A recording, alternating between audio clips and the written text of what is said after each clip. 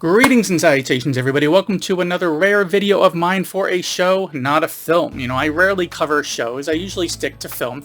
Occasionally I'll put something up, such as Interview with the Vampire I did a little while back, the documentary In Search of Darkness.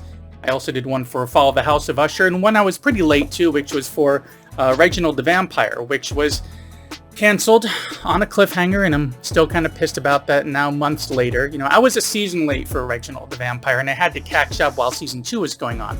But this one, I was 13 years late for, and that is for Holliston from 2012 through 2013, from filmmakers Adam Green, who brought us, among other things, the Hatchet films, as well as Frozen, which I covered the Hatchet films a few months earlier to this, and I will put a link to that at the end. It also happens to be his birthday at the time that I'm putting this video together, so happy birthday, Adam. And it's also brought to us by Lynch, who brought us films such as Mayhem and Suitable Flesh, both of which I did videos for, and I'll put up a link for one of those at the end, so stick around for those. But as for what this show is about, well, the synopsis is as follows.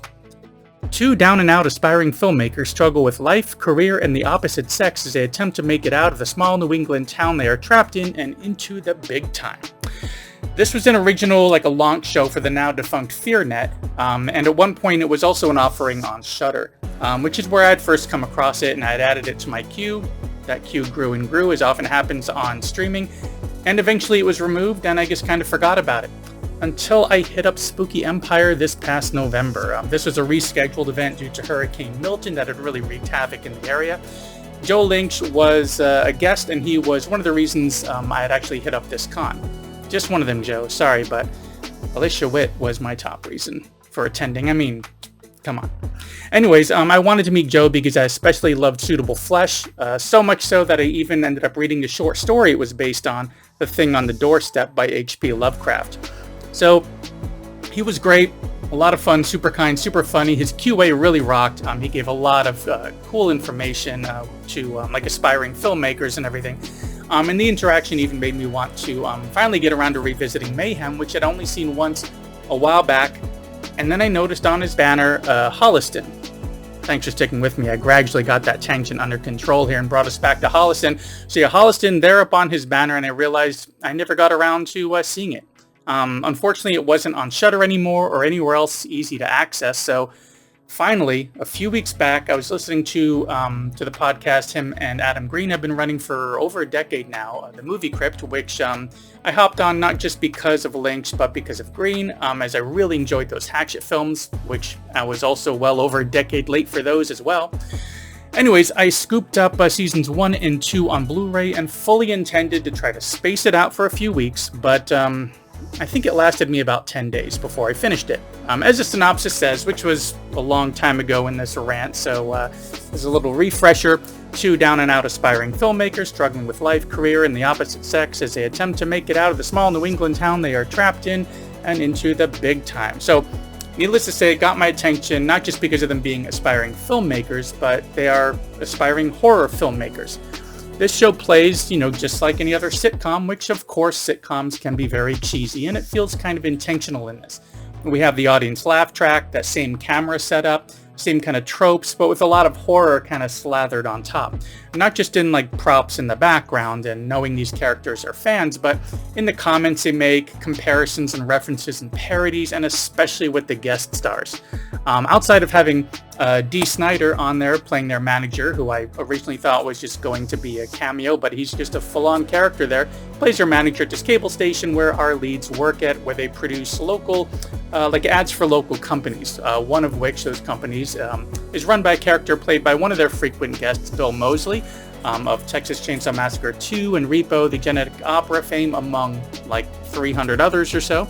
But they also bring in the likes of Kane Hodder, as well as, Daniel Harris, James Gunn, Seth Green, the late Tony Todd, who we just lost back in November, and there's even a special repost of a podcast that they did with a podcast episode of the movie Crypt, which they had him on as a guest.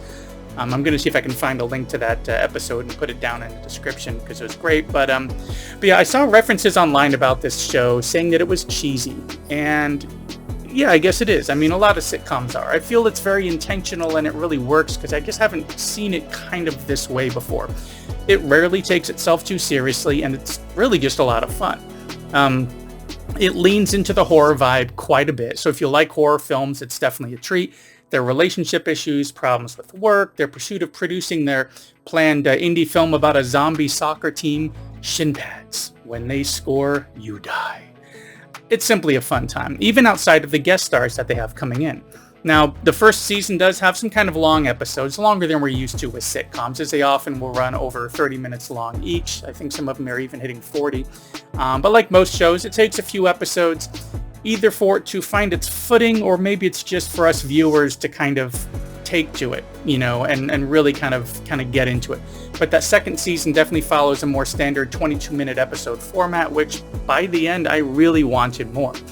And surprisingly, every now and then, throughout all their absurdity and their cheesy horror, horror humor, again, cheesy in all the right ways, they sometimes work in a little bit of heart here and there, especially during the last episode or two.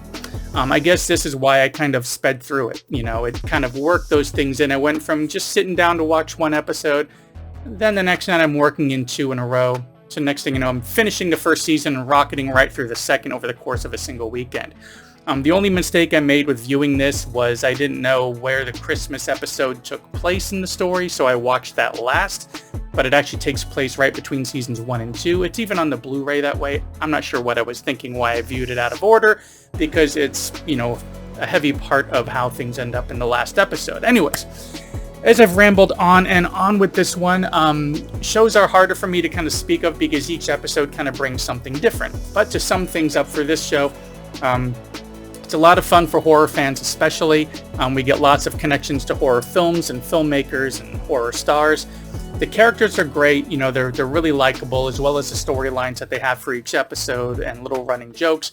It rarely takes itself too seriously, but it does work in some heart here and there just at the right moments and never too much.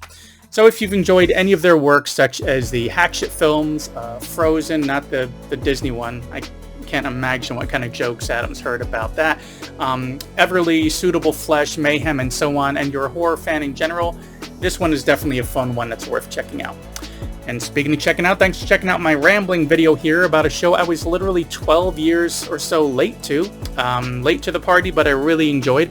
Unfortunately, at this time, Holliston is only available for digital purchase when it comes to streaming, so if interested, I would suggest just dropping some money on the Blu-rays. I think I got both for, maybe $35 for the two of them for both seasons. And it was definitely worth it because I could see rewatching these from time to time just to have something fun to sit back to.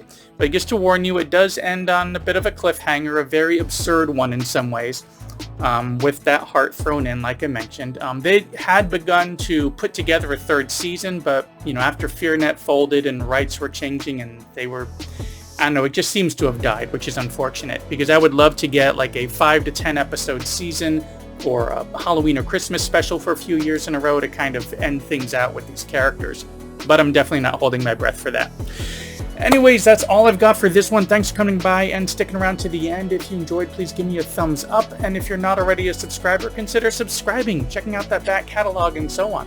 We got a couple links coming up in just a moment that are related. I also will put a link, if I find one, in the description for that podcast tribute episode for the late Tony Todd, who we definitely lost way too soon. Thanks again for coming by, and I will see you in the next one.